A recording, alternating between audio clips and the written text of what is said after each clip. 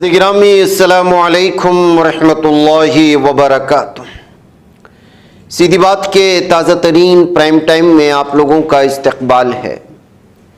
ناظرین گرامی، میں انصار عزیز ندوی اس وقت آپ لوگوں کے سامنے کچھ اہم ترین خبریں، کچھ وائرل ویڈیوز اور کچھ تنقیدی تجزیے لے کر کے حاضر ہوا ہوں۔ تفصیلات میں جاؤں اس سے پہلے آپ لوگوں سے جو درخواست ہوتی ہے اس پر توجہ کرنے کی اپیل کروں گا۔ ناظرین گرامی، سب سے پہلے اس وقت جو خبریں آ رہی ہیں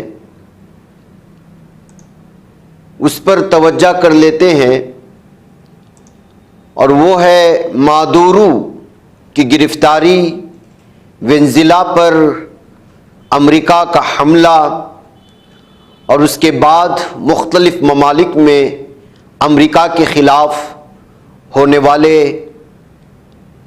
احتجاجات کی تفصیلات۔ اس وقت پوری دنیا میں ایک ہی موضوع چھایا ہوا ہے، اور وہ ہے امریکہ ظالم کی گنڈا گردی، اس کی دہشت گردی اور چھوٹے ممالک کے قدرتی ذخائر پر قبضہ کرنے کے لیے اس کی گنڈا گردی اور طاقت کے بل پر چھیننے کی کوشش۔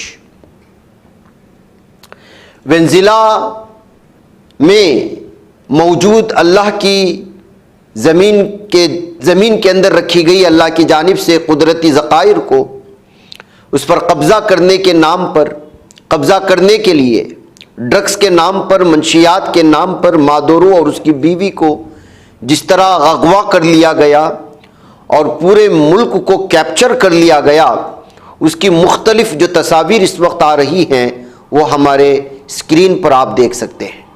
یہ وہ ہے جس کو مینہٹن لایا گیا تھا، سب سے پہلے نیو یارک لے جایا گیا مادورو کو اور اس کی بیوی کو اغوا کر لیے جانے کے بعد ظالم امریکہ کی فوج کی جانب سے، اور پھر ان کو وہاں پر ایک جگہ رکھا گیا ہے۔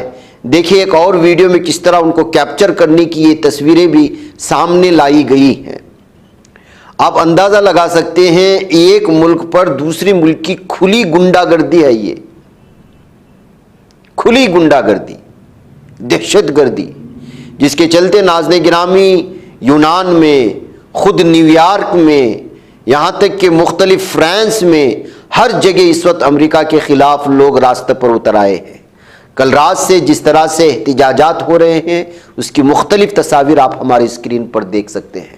اس میں کہیں نیو یارک کی خود وہاں کے عوام کی جانب سے جو ہے احتجاجات ہو رہے ہیں کہ امریکہ نے جو حملہ کیا ہے یہ وہاں کی خود مختاری پر حملہ کیا ہے دوسرے ملک پر، یہ اس کی دہشت گردی ہے۔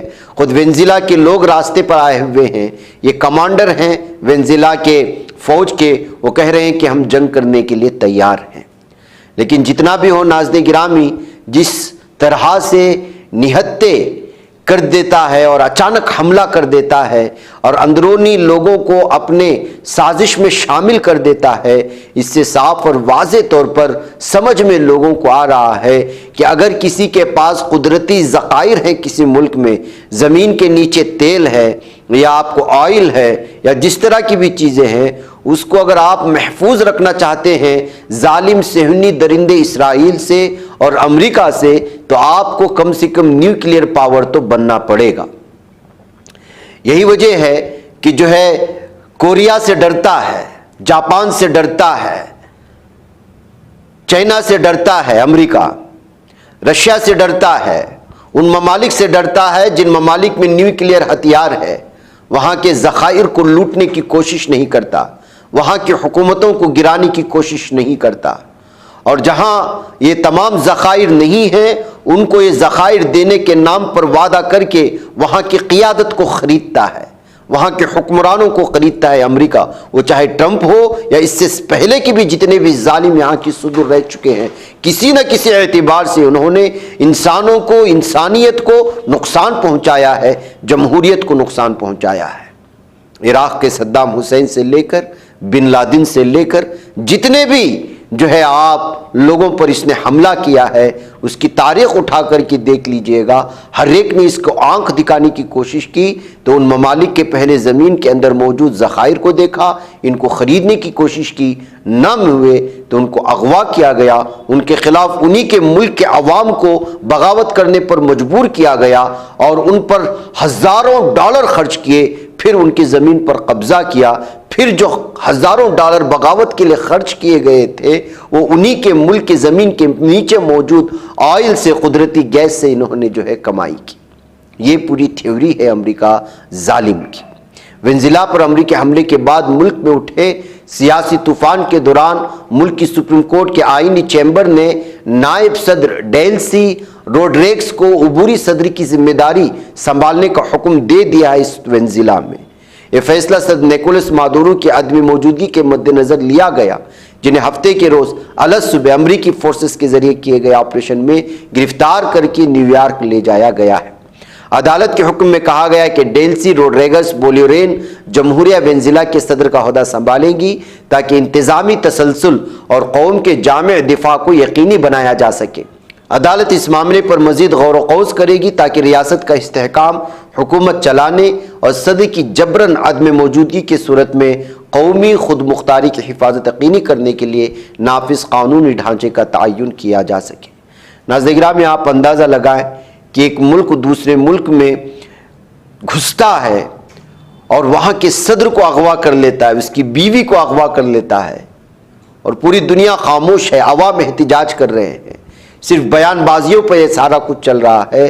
تو پھر کیا کچھ کر سکتا ہے امریکہ ظالم اسرائیل کے ساتھ مل کر کے. آپ کو معلوم ہونا چاہیے کہ اصل میں وینزویلا کو نشانے پر کیوں لیا گیا.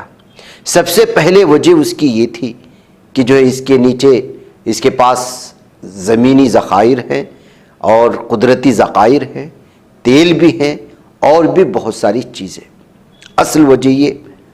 دوسری وجہ آپ کو معلوم ہونا چاہیے کہ ٹرمپ امن نوبل حاصل کرنے کے لیے باولا ہوا جا رہا تھا. غزہ میں جنگ بندی کا حوالہ دیا, ہندوستان پاکستان کے درمیان میں ہونے والے جنگ بندی کا حوالہ دے کر کے نوبل انعام حاصل کرنا چاہتا تھا. لیکن وہ نوبل انعام اس کو نہیں ملا, بلکہ اسی وینزویلا کے اپوزیشن لیڈر مانے جانے والی ایک خاتون کو ملا تھا. اور اس کے علاوہ وینزویلا کے یہ صدر مادورو نے ہمیشہ سے غزہ پٹی کے مظلوم مسلمانوں کا سپورٹ بھی کیا ہے. آپ پچھلی تاریخ میں جائیں گے تو وینزویلا پر حملہ کرنے کا منصوبہ, یہاں کے صدر کے خلاف جو سازشیں ہوئی ہیں یہ بیٹھے بیٹھے نہیں ہوئی ہیں. کئی مہینوں تک اس پر محنت کی گئی ہے, سازش رچی گئی ہے اور منصوبہ بند طریقے سے وینزویلا پر حملہ کیا گیا ہے. یہاں کے صدر کو اغوا کیا گیا ہے, اس کی بیوی کو اغوا کیا گیا ہے. تو آپ اندازہ لگا سکتے ہیں کہ CIA جو جاسوسی ٹیم ہے امریکہ کی, وہ اور پھر جو ہے موساد وغیرہ مل کر کے کس طرح سے جو ہے اس وقت دوسرے ممالک کے خلاف سازشیں رچتے ہیں. یہاں تک کہ ان کی پہنچ اس ملک کے صدر کے اور اس کی بیوی کے جو ہے خوابگاہ تک بھی ہوتی ہے. اور ایک ملک کا صدر ان کی طاقت کے سامنے, ان کی جاسوسی کے سامنے, یہ ممالک میں اپنے جاسوسوں کو شامل کر کے ان سے حاصل کی جانے والی تفصیلات اور معلومات کے سامنے بے بس نظر آتے ہیں. ایک دن پہلے جو صدر تھا, دوسرے دن کسی اور ملک میں وہ اغوا شدہ بے بس لاچار حالت میں ہے اور وہ کچھ نہیں کر سکتا. یہ دوسرے ممالک میں مداخلت کرتے ہوئے اپنی جاسوسی جال کو بچھا کر کے وہاں کے ملک کو کھوکھلا کرنے کی امریکہ کی جانب سے جو کوششیں ہوئی ہیں, اگر یہ ممالک خاموش رہیں دیگر ممالک, تو یاد رکھیے گا پہلے مسلم ممالک کو نشانے پر لیا جاتا تھا, اب سارے کے سارے ممالک اس کے نشانے پر آئیں گے جو ان کی مخالفت کرے گا. جبکہ منشیات کے حوالے سے مادورو نے 5 دن پہلے ہی ایک انٹرویو میں کہا تھا کہ جو ہے وہ امریکہ کو سپورٹ کرنے کے لیے تیار ہے, وہ ٹیبل پر بیٹھ کر اس سلسلے میں سارے کی ساری اشکالات کو دور کیا جا سکتا ہے. لیکن ظاہر سی بات ہے کہ ٹرمپ جیسا صدر وہ جو ہے کس طرح سے جو ہے پورے ملک پر اس کے ذخائر پر قبضہ کرنے یا اپنے پٹھوں کو اس کی جگہ پر بٹھا کر کے وہاں سے فائدہ حاصل کرنے کے لیے کس طرح کا جال بچھایا ہے۔ بہرکیف ناظرین گرامی، ابھی ہمارے اسکرین پر بدلنے والے اس جو ہے احتجاجی مختلف ویڈیو سے آپ نے اندازہ لگایا ہے کہ لوگ جو ہے ناراض ہیں، مختلف ممالک کے لوگ راستے پر اتر چکے ہیں۔ اس وقت امریکہ کے جھنڈے جلائے جا رہے ہیں، خود نیو یارک میں ان کی پبلک راستے پر آ چکی ہے، وینزویلا میں تو ہر فرد راستے پر نکلا ہوا ہے، ہر جانب احتجاجات چل رہے ہیں۔ لیکن ظاہر سی بات ہے کہ جب ظالم صہیونی درندوں نے حملہ کیا تھا غازہ پٹی پر، اس وقت بھی لگاتار احتجاجات جاری رہے، لیکن ان کے احتجاجات کیا اس پر اثر انداز ہوگے؟ یہ اصل سوال ہے۔ یہ کہتے ہوئے اس وقت الگ الگ طرح کے تبصرے پیش کیے جا رہے ہیں۔ بہرکیف ناظرین گرامی، آئیے بھارت کی کچھ خبروں پر نظر کر لیتے ہیں۔ تریپورہ کے دارالحکومت اگرتلہ میں انسانیت کو جھنجھوڑ دینے والا واقعہ سامنے آیا ہے، جہاں ایک مسلم رکشہ والے پر بہیمانہ حملہ کر کے اسے قتل کرنے کی کوشش کی گئی۔ میڈیا رپورٹس اور سوشل میڈیا پر وائرل ویڈیوز کے مطابق متاثرہ شخص کا نام دیدار حسین ہے۔ اس کو نامعلوم حملہ آور درندوں نے اور حیوانی کتوں نے شدید تشدد کا نشانہ بنایا، آدھا ریت میں دفن کیا اور پھر اسے زندہ جلانے کی کوشش کی، یعنی کہ ریت میں دفن کر کے اسے آگ لگانے کی کوشش کی۔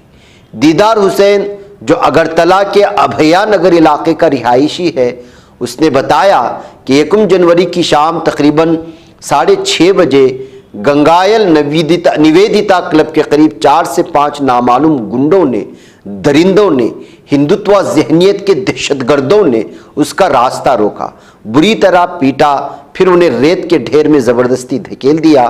FIR کے مطابق حملہ آوروں نے یعنی درندوں نے انہیں آگ لگا کر قتل کرنے کی کوشش کی۔ دیدار حسین نے اپنی شکایت میں کہا کہ وہ شدید جسمانی اور ذہنی صدمے کا شکار ہو چکا ہے۔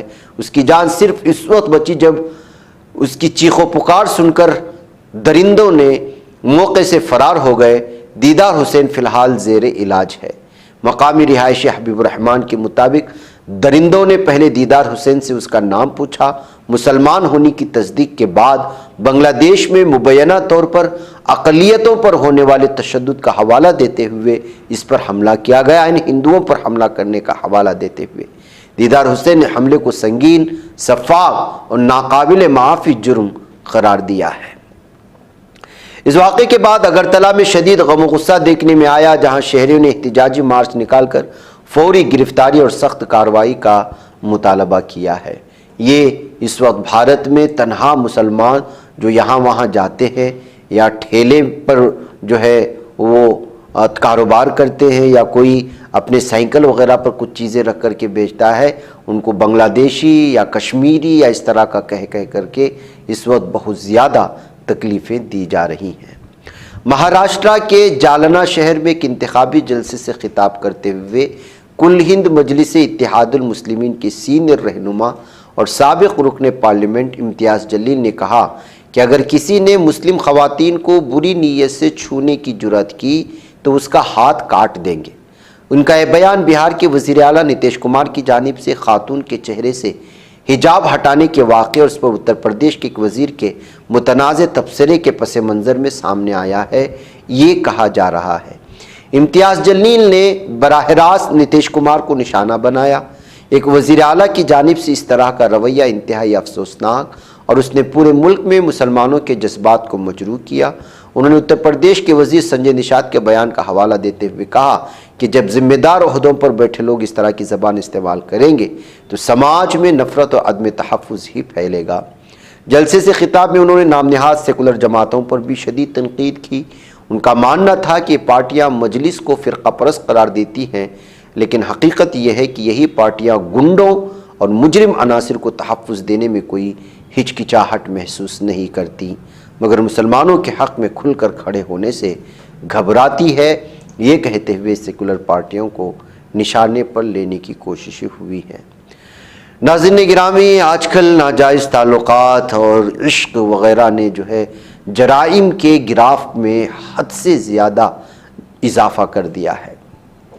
شہر کے کاماٹی پورہ پولیس اسٹیشن کے حدود میں یعنی حیدرآباد کے ایک شخص نے اپنی بیوی اور اس کے عاشق پر قاتلانہ حملہ کیا۔ 36 سالہ امیت سنگھ عرف پاون ساکن دودھ باولی کے ناجائز تعلقات ایک شادی شدہ خاتون سے قائم ہو گئے تھے۔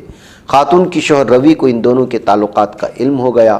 آج اپنی بیوی اور اس کے عاشق امیت سنگھ پر تیز دھار خنجر سے حملہ کیا، جس کے نتیجے میں وہ دونوں زخمی ہو گئے ہیں۔ اور یہ خبر جب لوگوں میں پہنچی اور گلیوں میں پہنچی تو جو ہے الگ الگ تبصروں کے ساتھ شیئر ہونے لگی۔ حیدرآباد کے کاکتیہ ودیا نکیتن ہائی اسکول میں فرقہ وارانہ گفتگو، بچوں کی سلامتی کو لاحق خطرات اور تعلیمی فیصلوں پر عمل نہ ہونے کے خلاف والدین نے شدید تشویش کا اظہار کرتے ہوئے ضلع ایجوکیشن آفیسر سے فوری مداخلت کا مطالبہ کیا ہے۔ اس سلسلے میں سرپرستوں نے ڈی ای او کو ایک یادداشت بھی حوالے کیا ہے۔ والدین کا الزام ہے کہ اسکول کمیٹی کے بعض افراد طلباء اور سرپرستوں کو پاکستانی اور ترکولو جیسے توہین آمیز الفاظ سے مخاطب کر رہے ہیں اور ناتجربہ کار اساتذہ جانوروں کی طرح معصوم بچوں کی بری طرح سے پٹائی بھی کر رہے ہیں۔ اور دیکھ سکتے ہیں کہ اس وقت ایک بچے پر جو پٹائی ہوئی ہے کہ کس طرح سے اس کو زخمی کیا گیا ہے۔ کئی بچے ہاسپٹل سے رجوع ہوئے ہیں جو آئینی اقدار اور تعلیمی ضابطوں کی صریح خلاف ورزی ہے۔ شکایت کے مطابق وعدہ کیے گئے اباکس پروگرام سمیت کئی اہم تعلیمی فیصلوں کو دانستہ نظر انداز کیا گیا، حالانکہ والدین مکمل فیس بھی ادا کر رہے ہیں۔ والدین نے یہ بھی الزام عائد کیا کہ اسکول میں انتظامیہ میں شامل بعض افراد کے خلاف مجرمانہ ریکارڈ موجود ہے، جس سے طلباء کی سلامتی خطرے میں ہے، جبکہ پولیس ہدایات کے برخلاف غیر مجاز افراد اسکول کے معاملات میں مداخلت کر رہے ہیں۔ شکایت میں کہا گیا کہ اسکول کے 95% طلباء مسلم ہیں اور یہ اراضی فلاحی مقاصد کے لیے وقف کی گئی تھی۔ اس کے باوجود فرقہ وارانہ ماحول پیدا کیا جا رہا ہے۔ والدین نے UDISE میں غلط اندراجات اور مالی بے ضابطگیوں کی جانچ کا بھی مطالبہ کیا ہے اور چھوٹے چھوٹے بچوں پر یہاں پڑھانے والے اساتذہ کی جانب سے کاکتیہ ودیا نکیتن اسکول میں ہونے والے فرقہ وارانہ زہر اور بچوں پر جانوروں کی طرح ظلم، والدین کا جانب سے جو ہے بار بار فیس کا مطالبہ، الگ الگ طرح کے جو ہے اشکالات اور تعلیم میں پائے جانے والی غلط فہمیوں کو یا جو ہے غلط ارادوں کو یا کچھ لوگوں کی فرقہ واریت والی ذہنیت کو سامنے لانے کی کوششیں ہوئی ہیں۔ اس پر یہاں کی حکومت کو قدغن لگانا چاہیے۔ یہ اس وقت مطالبے بڑھ رہے ہیں۔ ناظرین گرامی، عصمت دری کرنے والا، قتل کیس میں ملوث پایا جانے والا جس کو سزا مل چکی ہے، اس کو تو ہمارے بھارت میں پیرول پر ضمانت بھی مل جاتی ہے، پیرول پر 40 دن جو ہے رہائی مل جاتی ہے، لیکن جنہوں نے کچھ بھی نہیں کیا ان کو 5 سال تک جیل کے سلاخوں میں سڑایا جاتا ہے۔ جی ہاں، عدالتی سسٹم بھی خوب ہے۔ ایک طرف بغیر چارج شیٹ اور مقدمے کے بہت سے لوگ جیلوں میں ہیں، ان کو ضمانت بھی نہیں مل رہی، وہیں سزا یافتہ قاتل اور ریپسٹ سزا معطلی اور پیرول کی رعایت سے خوب فائدہ اٹھا رہے ہیں، جن میں رام رحیم، آسارام جیسے ریپسٹ بھی ہے۔ ڈیرا سچا سودا کا سربراہ گرمیت رام رحیم، جو 2 سادھویوں کی عصمت دری اور ایک صحافی کے قتل کے الزام میں سزا کاٹ رہا ہے، اس کو ایک بار پھر 40 دن کے لیے پیرول مل گیا ہے۔ رام اس وقت روہتک کی سناریا ڈسٹرکٹ جیل میں بند ہے اور ڈیرا سچا سودا میں قیام کرے گا۔ ہریانہ کے معلومات کے مطابق کل شام گرمیت کی پیرول منظور کر لی گئی۔ اس سے آپ اندازہ لگائیں ناظرین گرامی کہ بھارت میں کس طرح سے جو ہے اس وقت عدالتی سسٹم بدل چکا ہے، اور پھر جو ہے جو قصوروار ہیں، جو مجرم ہیں، وہ آزادانہ گھوم رہے ہیں، اور جنہوں نے جرم ہی نہیں کیا ان کو 5 سال تک جیل میں رکھ رہے ہیں، اور معمولی وجوہات کا بہانہ بنا کر ان کو ضمانت بھی نہیں دے رہے ہیں۔ ناظرین گرامی، ادھر ریاست کرناٹک کے ضلع بಳ್ಳاری میں جو ایک دن پہلے فائرنگ کا واقعہ پیش آیا تھا، اچانک اس میں نیا اور تشویشناک اور خطرناک موڑ سامنے آیا ہے۔ اس واقعے کی ذمہ داری طے کرتے ہوئے کرناٹک حکومت نے بಳ್ಳاری کے سپرنٹینڈنٹ آف پولیس پاون نجور کو معطل کر دیا تھا۔ اب خبر یہ آ رہی ہے کہ ضلع ٹمکورو میں واقع ان کے فارم ہاؤس میں نیند کی گولیاں کھا کر کے وہ جو ہے پاون نجور خودکشی کی کوشش کی ہے، خود کو ختم کرنے کی کوشش کی تھی۔ اس کے بعد انہیں فوری طور پر اسپتال منتقل کر کے علاج شروع کر دیا گیا ہے۔ اب ظاہر سی بات ہے کہ ایک سپرینہ پولیس کی جانب سے دباؤ میں آ کر کے اس طرح کا انتہائی قدم اٹھائے جانے کے بعد سیاست میں تو تیزی آئے گی، اور اس کا جو جس انداز میں فائدہ اٹھانا چاہتا ہے اٹھائے گا۔ ظاہر سی بات ہے کہ کرناٹک کی کانگریس حکومت کو اپوزیشن کی جانب سے بھی نشانے پر لیا جائے گا۔ ان سارے معاملات کو لے کر کے اب الگ الگ طرح کی چیزیں پیش آ رہی ہیں، اور کرناٹک میں سیاسی پارا چڑھا ہوا ہے اس معاملے کو سامنے آنے کے بعد۔ اتر پردیش میں سنبھل ضلع کے سلیم پور، سالار اور حاجی پور گاؤں میں مقامی انتظامیہ کے ذریعے سے ناجائز قرار دی گئی مسجد پر اتوار کے روز بلڈوزر کارروائی کا اندیشہ ظاہر کیا جا رہا تھا، مگر مسجد انتظامیہ کمیٹی نے بڑا قدم اٹھاتے ہوئے خود ہی اس حصے کو توڑ کر انتہا پسندوں کے منہ پر تالا لگا دیا ہے۔ مسجد انتظامیہ کے لوگوں نے گزشتہ شب تقریباً 12 بجے کے بعد 439 مربع میٹر میں بنی مدینہ مسجد شہید کرنے کی کارروائی انجام دی۔ کہا جا رہا ہے کہ اتوار کے روز تحصیلدار دھریندر پرتاپ سنگھ کی قیادت میں 31 ریونیو اہلکاروں کی ٹیم اور پولیس کی بھاری نفری صبح 10 بجے جائے وقوع پر پہنچنے والی تھی، لیکن اس سے پہلے ہی گرام سماج کی جگہ پر اس تعمیرات کو زمین دوز کر دیا گیا ہے، اور تالیاں بجانے والوں کے منہ پر جو ہے تالے لگا دیے گئے ہیں۔ ناظرین گرامی، 3 دہائیوں کے طویل انتظار کے بعد مغربی بنگال میں عالمی تبلیغی اجتماع کا آغاز ہو چکا ہے۔ سخت سردی کے باوجود اس بار بھی لاکھوں کی تعداد میں عقیدت مندوں کی شرکت ہو رہی ہے۔ ایسا لگ رہا ہے گویا ہگلی ضلع میں دادپور کے پوینان علاقے میں ایک دنیا بس گئی ہے۔ نہ شور شرابہ، نہ افراتفری، بالکل منظم اور خاموش عبادت کا نمونہ۔ یاد رہے کہ اس خطے میں آخری اجتماع 1992 میں جو ہے ہاوڑا نبرا علاقے میں ہوا تھا۔ 33 برس کے وقفے کے بعد یہ بڑا روحانی اجتماع دوبارہ ہگلی ضلع میں منعقد ہو رہا ہے۔ اجتماع 5 جنوری کو اختتام پذیر ہوگا۔ منتظمین کو تقریباً 40 لاکھ عقیدت مندوں کی آمد کی توقع بتائی جا رہی ہے۔ اس اجتماع کا اہتمام تبلیغی جماعت کی جانب سے کیا گیا ہے، جو ایک اسلامی تحریک ہے، روحانی اصلاح اور اسلامی اقدار کی تبلیغ پر توجہ دیتی ہے۔ اس اجتماع میں نماز، اتحاد اور قرآن و حدیث کی تعلیمات پر زور دیا جاتا ہے۔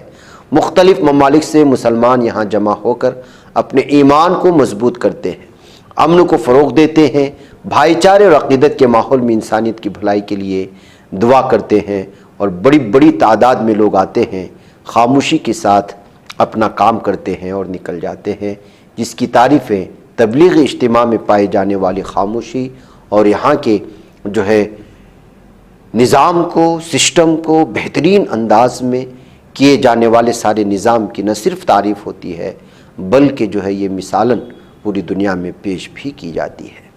بہرکیف ناظرین گرامی، مجھے اجازت دیں، پھر آپ سے ملاقات ہوگی۔ السلام علیکم ورحمۃ اللہ وبرکاتہ۔